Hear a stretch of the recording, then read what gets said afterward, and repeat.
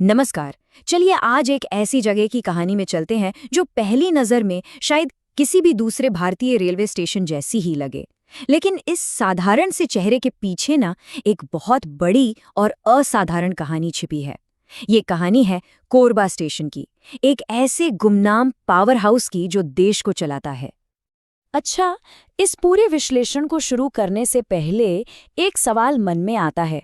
कभी सोचा है कि इंडियन रेलवेज आखिर असल में पैसा कमाता कैसे है?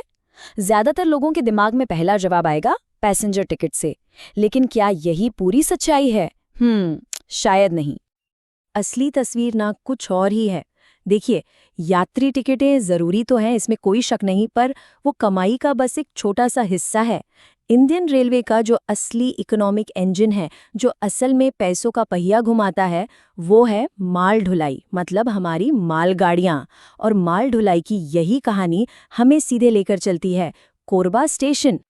तो रेलवे की कमाई की ये जो गुत्थी है ना, इसका जवाब हमें मिलता है भारत की ऊर्जा राजधानी में।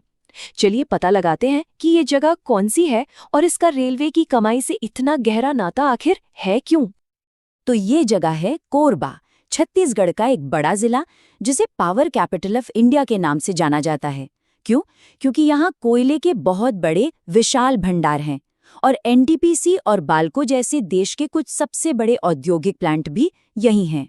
और इन सब के बीचों बीच इस पूरे इंडस्ट्रियल हब की धड़कन है कोरबा रेलवे स्टेशन। अब देखिए, कोरबा स्टेशन की कहानी को अगर ठीक से समझना है तो हमें थोड़ा सा इसके इतिहास में झांकना होगा। ये एक ऐसी रेलवे लाइन है जो कह सकते हैं कि लोगों के लिए बाद में और इंडस्ट्री के लिए पहले बनी थी। तो बात है 50 और 60 के दशक की। कोरबा में एनटीपीसी और बैल्को जैसे बड़े बड़े प्लांट लगने शुरू हुए। अब जाहिर है यहाँ से कोयला और एल्युमिनियम बाहर ले जाने के लिए एक मजबूत ट्रांसपोर्टेशन सिस्टम चाहिए था।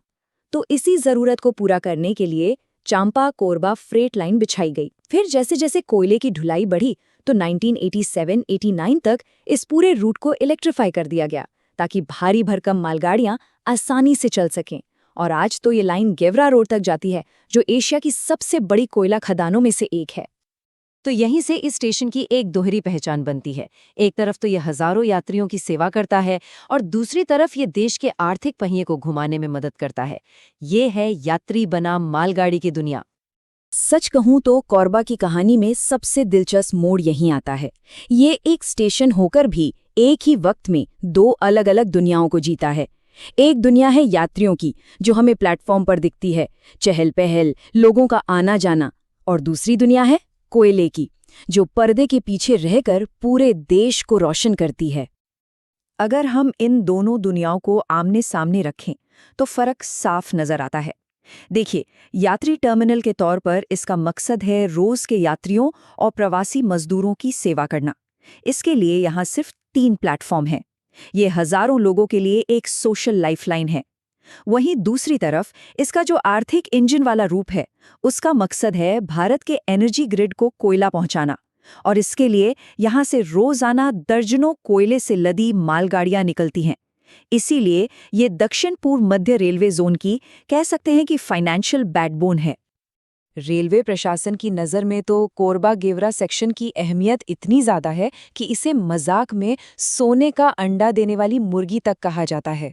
मतलब आप अंदाज़ा लगाइए कि एक अकेली लाइन रेलवे को हर दिन करोड़ों रुपए कमा कर देती है।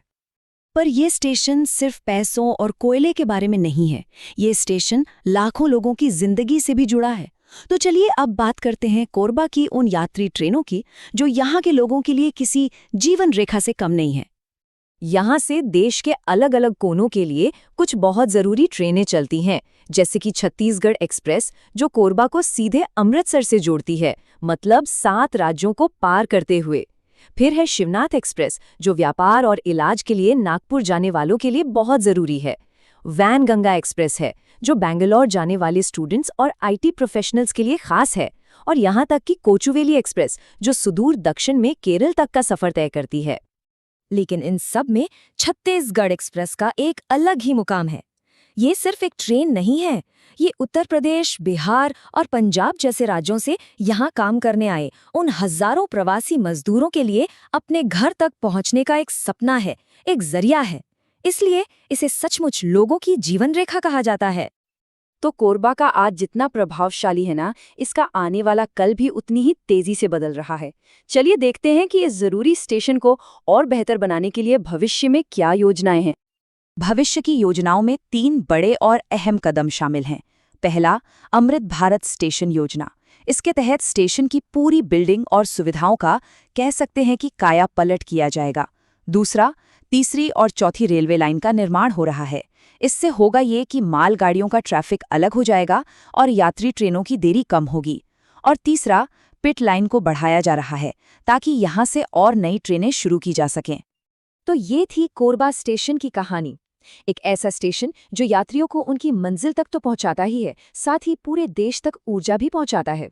और ये कहानी हमें एक सवाल के साथ छोड़ जाती है कि अगली बार जब हमारे घर में कोई स्विच ऑन करेगा और बत्ती जलेगी, तो क्या हमें भारत की ये ऊर्जा राजधानी और उसका ये गुमनाम सा लेकिन बेहद जरूरी रेलवे स्टेशन याद आएगा।